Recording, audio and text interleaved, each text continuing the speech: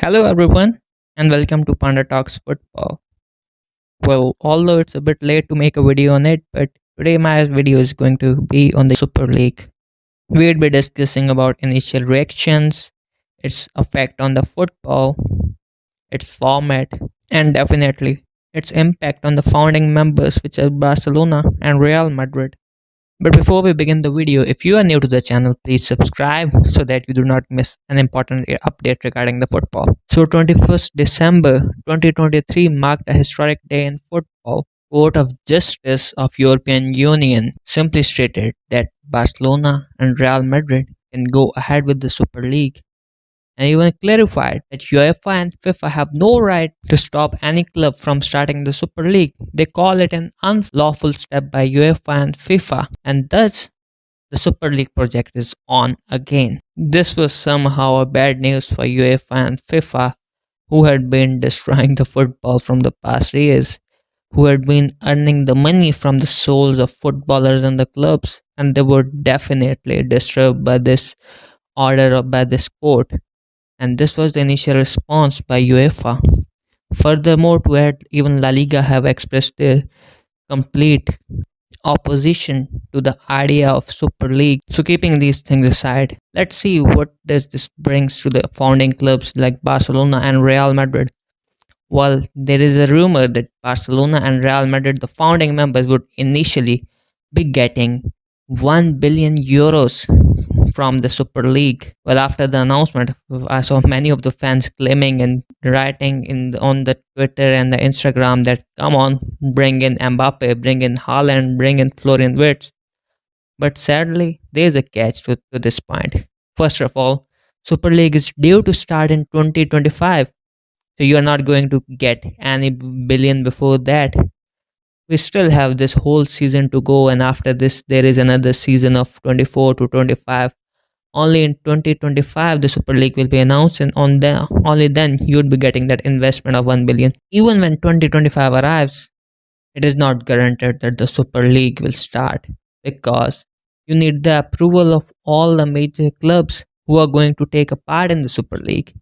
And initially, not many clubs are actually interested. They are actually against the idea of joining the Super Leagues.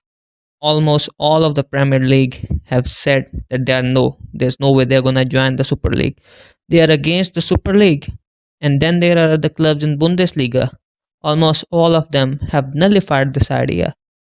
They are not satisfied with this idea. Bayern Munich, Dortmund, they're all are against.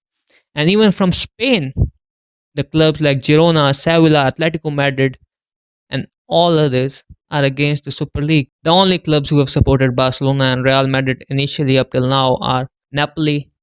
Obviously, the president came and publicly said that they will welcome the idea of a Super League.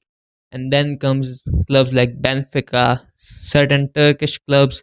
There are other Italian clubs as well. And PSV from Netherlands are also with the idea of Super League. So for now, let's discuss the format which Super League is going to follow. Well, I find it quite interesting. At least I think it is better than the Swiss model which UEFA is somehow going to start in 2025 to increase their revenue. It is an interesting format. Let's discuss about it. So the potential format announced regarding the Super League is it is going to consist of 64 teams in all the three divisions of it. So the three divisions of the Super League are Star, above all, then there is a Gold, and then the Blue. These leagues will be having a promotion and relegation system, and these are actually renaming of the leagues.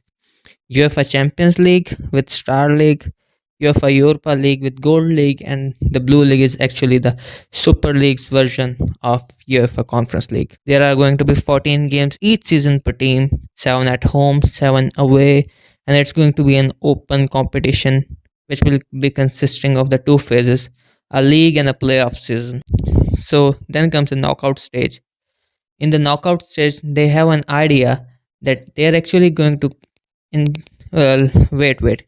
Let me explain one point which I have just missed. That in the Star and the Gold League, as we know that there are going to be 16 teams in the Star League and 16 in the Gold League, and then there are 32 teams in the Blue League. So Star League and Gold League both will be having the two groups of 8, while the Blue League will be having the four groups of eight. And once the knockout season arrives, and what's gonna happen in the knockout round is that the top four teams from both the Gold and the Star League will qualify to the knockout round, while the situation will be a bit different in the Blue League, where only the two teams from the four groups will qualify to the quarterfinals. And then these knockout round will actually consist of the home and away league, just like which happens in the current UEFA formats. And the final will be played at a neutral venue, which is also just like the what happens in UEFA nowadays.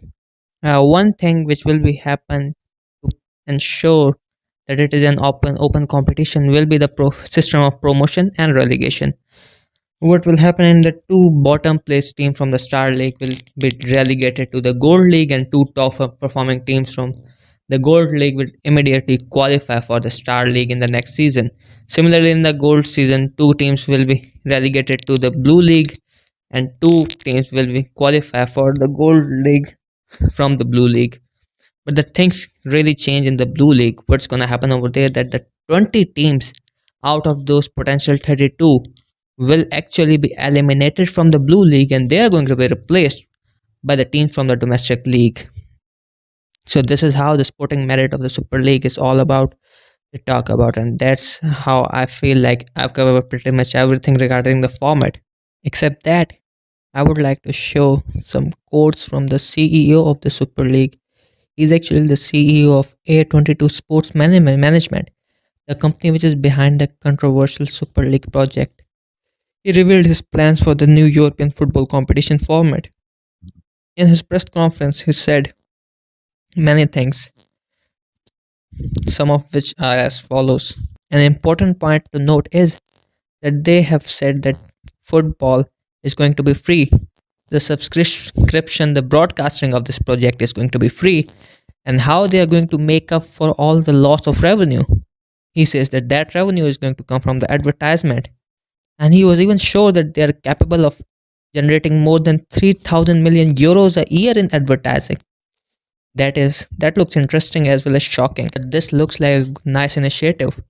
Like the broadcasting would be free and it will be available to many of the fans in the world. And yes, this broadcasting laws by UEFA and FIFA that really restricts the streaming of football in many ways, in many countries, and it's going to be available free in all the Western countries, in all the Middle Eastern countries, in African countries where people find it harder, where the news channels find it harder to broadcast it.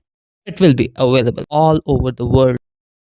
Finally, my opinion on the whole this Super League saga is somehow like I favor this project simply. Why? Because yes, I'm a Barca fan and I simply want it.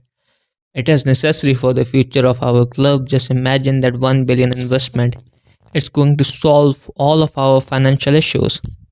I really understand the concern of some fans and especially Mesut Ozil, who was so emotional after the announcement of the Super League in the court. He even stated that he had the desire. Many footballers like him dream to win a UEFA Champions League one day. Yeah, that is true, but we have to be realistic as Barca fans. We need that money. Everyone knows that clown has again been elected as the president of La Liga for another 4 years. I don't understand how he has that much monopoly in the Spanish football, and eventually he's destroying La Liga and especially our club Barcelona. We cannot rely. We can't reach anywhere without the money, and we really need the money, and it is going to come from the Super League. So Barca fan shouldn't be having any doubts regarding the Super League. Regarding my whole of the subscriber, I would really like to hear your opinion regarding the Super League. So do you need Super League or not? Please comment down below and share your opinions.